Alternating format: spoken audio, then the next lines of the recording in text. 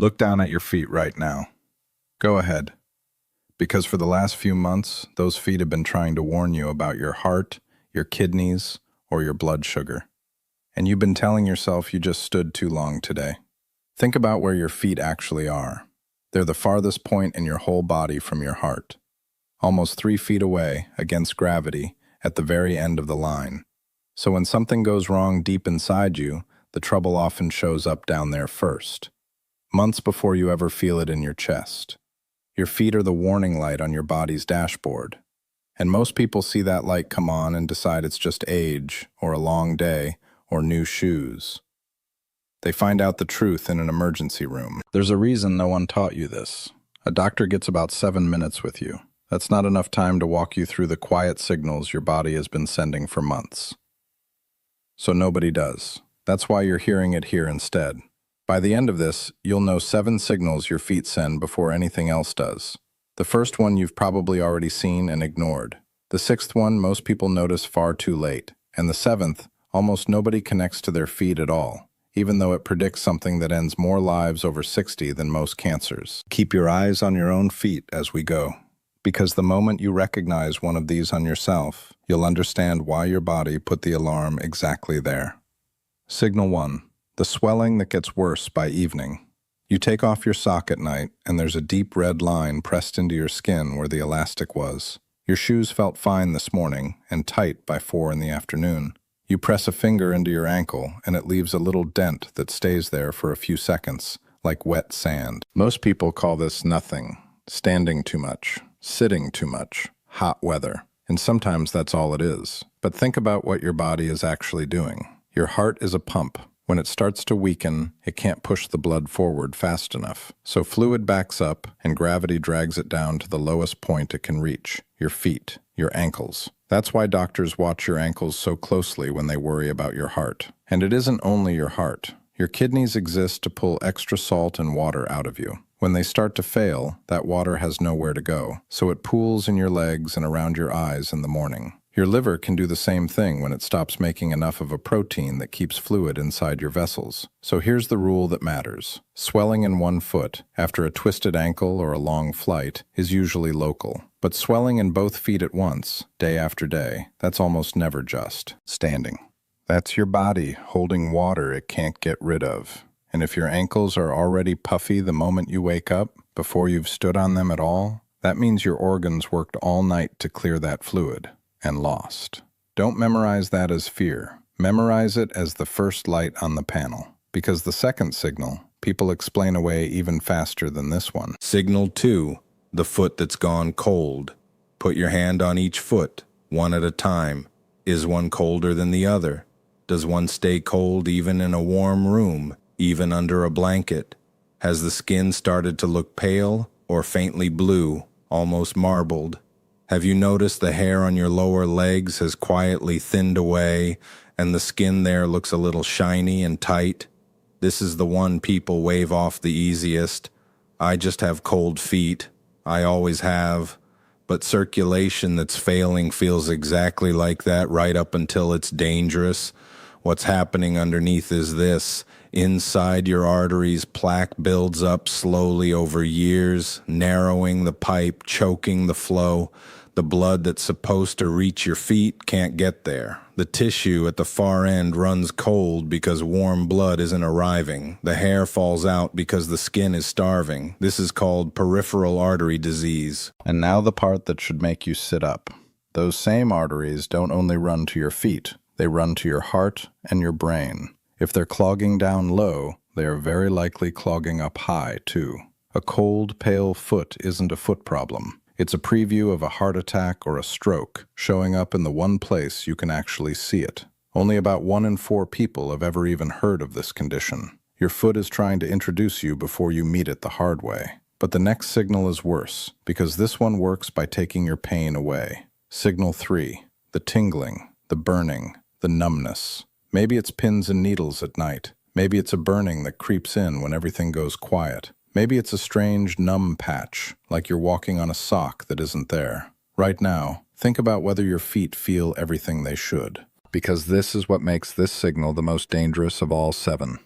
High blood sugar, over years, slowly poisons the smallest nerves in your body, and the longest nerves, the ones running all the way down to your toes, die first. About half of people with diabetes develop this.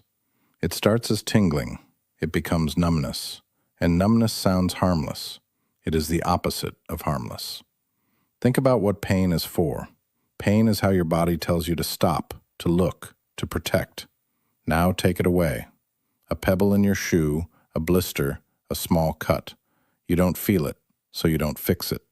It sits there for days while you walk on it, and with poor blood flow it won't heal, and then it gets infected, and the infection goes deep.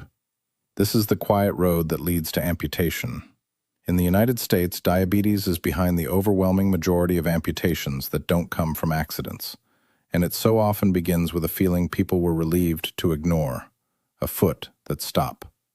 Complaining, so if your feet have gone quiet, that is not peace. That may be the alarm going silent because the wire's been cut.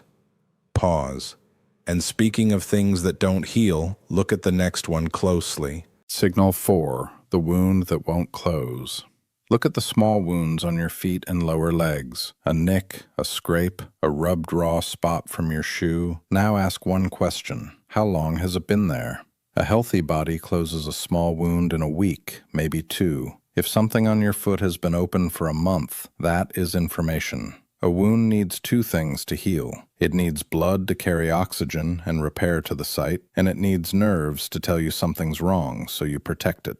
The 2 signals you just heard about, the failing circulation and the dying nerves, attack both at once. The blood can't get there to rebuild, and you can't feel that anything's gone wrong. So the wound just sits, open, for weeks. Doctors have a name for this, the diabetic foot. And a slow-healing sore on the foot is one of the loudest warnings in all of medicine, because of where it so often leads. So hold on to this one rule. Any sore on your foot still open after 2 weeks isn't waiting it out. It's telling you the supply lines underneath are broken. Stay with me, because the next signal is hiding in the one place you trim and clip every couple of weeks and never actually read. Signal 5, what your nails are spelling out. Most people look at their toenails exactly once to cut them, but your nails are one of the clearest windows your body has because they're transparent and what's underneath shows right through. Look at yours now, in good light. First, the shape. Have your fingertips and toe tips gotten wider, rounder, almost bulbous, with the nail curving down over the end like an upside-down spoon?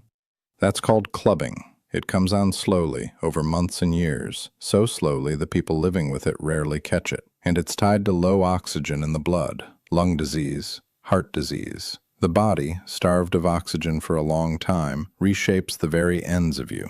The single most common cause of clubbed nails is lung cancer. This is not a small sign. Now the opposite shape. A nail that's gone thin and scooped, dipping in the center like a little spoon that could hold a drop of water. That one points toward iron deficiency, toward anemia, your blood quietly running low on what it needs to carry oxygen at all. And the color, a nail that's gone mostly white, with just a thin pink or red band left at the very tip. That has a name too, Terry's nails. Sometimes it's on. Lie aging, but it can show up with liver disease, with kidney failure, with diabetes, concerned one organ deep inside you, writing its trouble onto the surface where you could read it if you only looked. And there's one mark on a nail you should never, ever wait on. That's next. Signal 6, the dark stripe that doesn't move. This is the short one. It's also the one I need you to take the most seriously, so I'm going to say it as plainly as I can. Look at every nail, fingers, and toes. If you see a dark line, brown or black, running the length of a nail from base to tip, do not assume it's a bruise. Telling the difference is simple. A bruise grows out. Over weeks, it moves up the nail toward the tip as the nail grows, and eventually you clip it off. A bruise travels, but a dark stripe that stays put, anchored in the same place month after month, is coming from the root, from something growing underneath. And one thing that grows underneath a nail is melanoma. Skin cancer doesn't only live where the sun hits. It hides under nails, on the soles of feet, in the places nobody thinks to check. It gets missed constantly, for exactly that reason. So the rule is one sentence. A dark line that moves up and out over time is almost always nothing. A dark line that stays still is a line you show a doctor. That 5-second look could be the most important thing you do all year.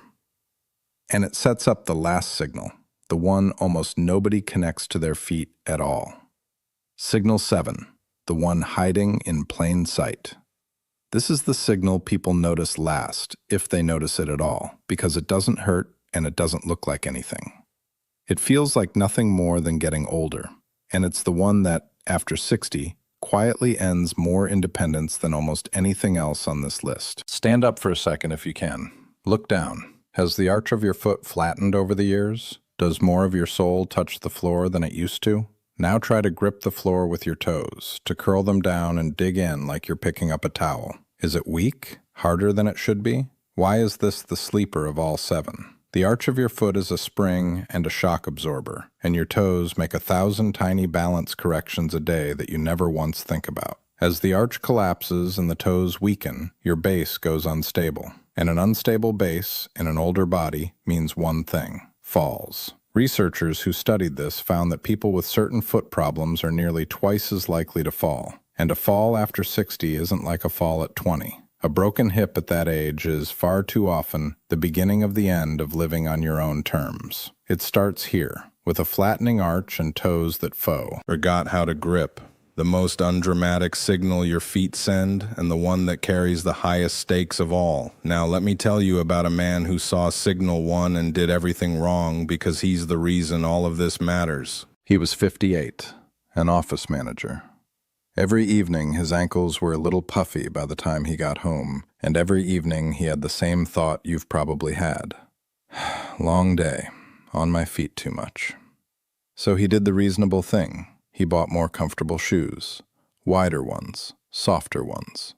The swelling stayed, so he bought better socks, and he put his feet up at night, and he waited for it to pass the way things pass. He did this for 6 months. He wasn't lazy, and he wasn't stupid. He was doing exactly what most people do, which is to treat the warning light by unscrewing the bulb. 6 months. And then one day it wasn't just his ankles, it was his breath.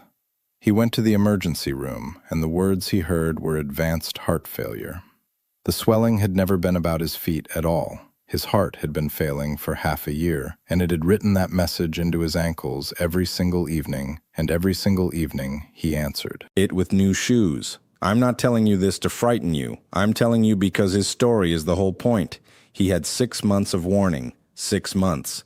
The signal worked perfectly. The only thing that failed was that nobody ever taught him how to read it.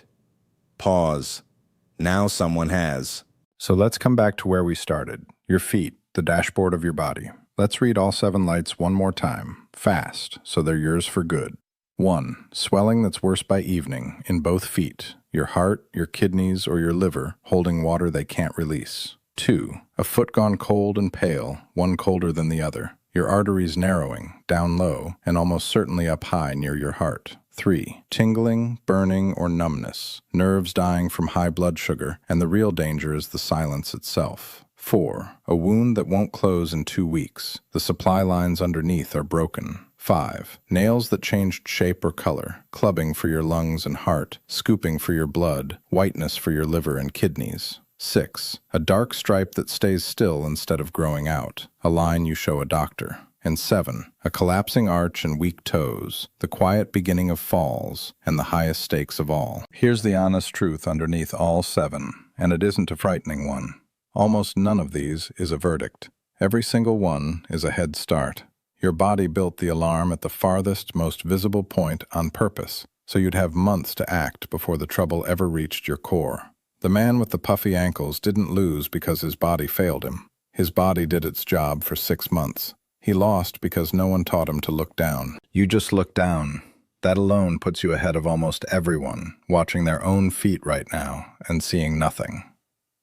So tell me, of these 7, which one did you recognize on your own feet? Just write the number in the comments, 1 through 7.